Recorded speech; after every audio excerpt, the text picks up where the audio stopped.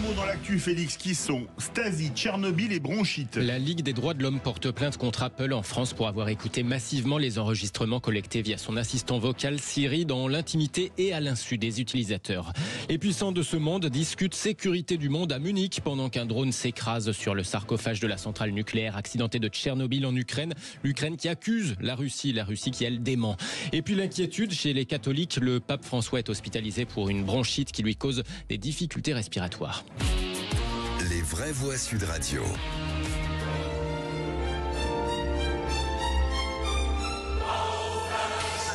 C'est joli, hein?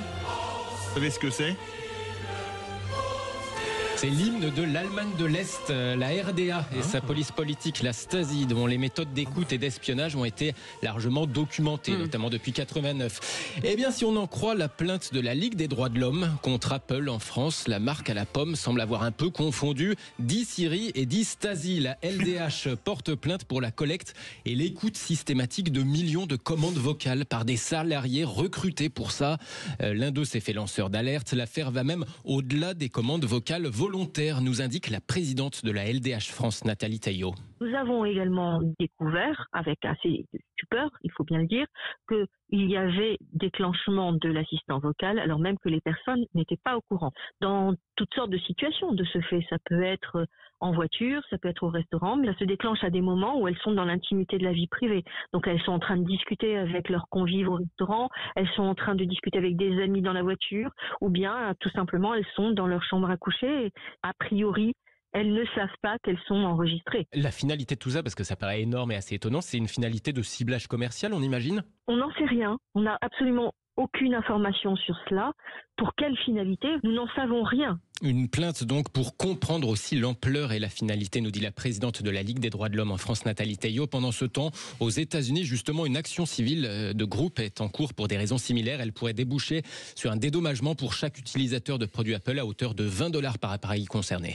Philippe Bilger, la vidéo fera foi quand ça a parlé des écoutes dans la chambre à coucher. Vous avez l'air très perturbé. Ah non, moi c'est dans l'automobile. J'ai l'irisme amoureux dans l'automobile qui va parfois de manière presque plus vulgaire qu'au vrai voix.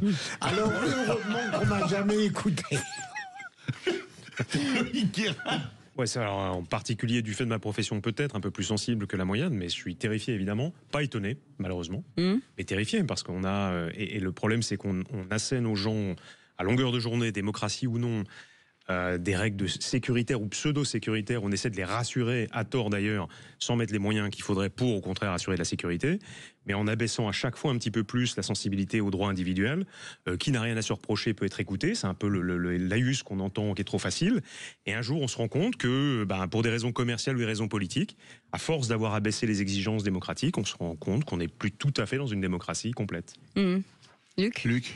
Il y avait pendant longtemps le clivage droite-gauche, la droite étant plutôt intéressée par la personne, l'individu, et la gauche plutôt par le combat collectif. Aujourd'hui, on voit de plus en plus que le nouveau clivage politique est entre ceux qui servent le bien commun et qui font attention à la dignité de la personne humaine, et ceux qui essayent de maîtriser des marchés pour essayer de faire fructifier leur chiffre d'affaires, etc. On voit bien là qu'il y a des enjeux, et ça va jusqu'à des détails comme celui qui vient d'être apporté par Félix. Et si je comprends bien, il y a un chroniqueur indécent sur 3. Voilà, c'est ça.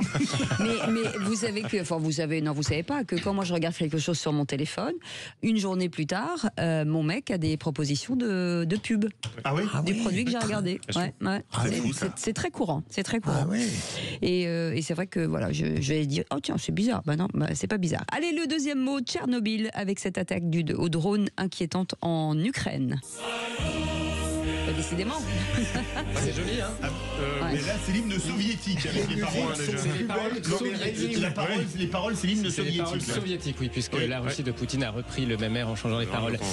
Où l'on reparle effectivement de la centrale nucléaire accidentée de Tchernobyl en Ukraine après le drone qui est venu s'exploser contre le sarcophage censé contenir les radiations du site qui reste ultra radioactif pour quelques siècles, voire millénaires. L'Ukraine accuse donc la Russie qui dément être à l'origine de cette attaque, de ce drone qui est venu s'écraser.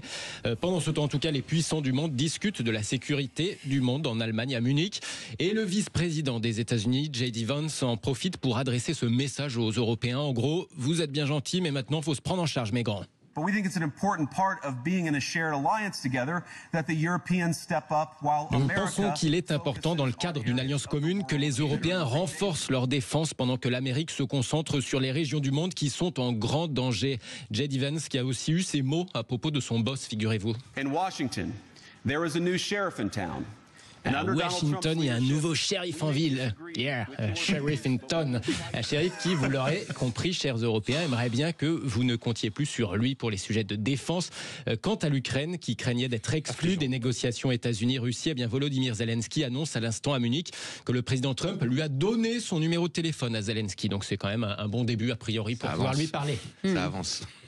Un mot? Oh, c'est incroyable pour nous Français. On a une autre culture.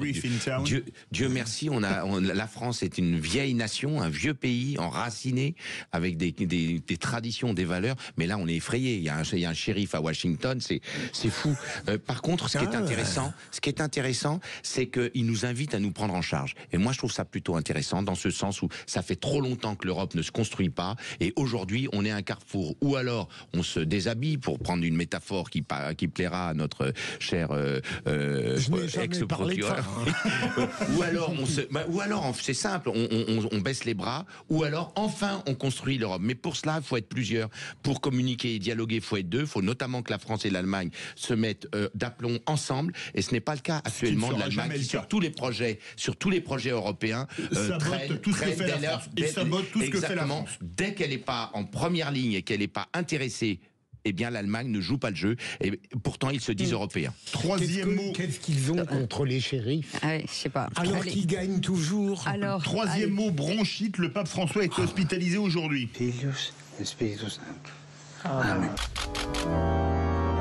C'est joli, hein? Alors là, c'est de l'ordre. Bon, allez, j'arrête. Beaucoup s'inquiètent chez les catholiques. Le souverain pontife accumule les problèmes de santé. Lui qui avait déjà subi une ablation d'un de ses poumons il y a fort longtemps. Or, ces derniers temps, eh bien oui, il accumule les problèmes. Il a dû se faire remplacer pour des événements récents. Aujourd'hui, donc, il est hospitalisé à Rome pour une bronchite qui lui cause des difficultés respiratoires, indique le communiqué du Vatican.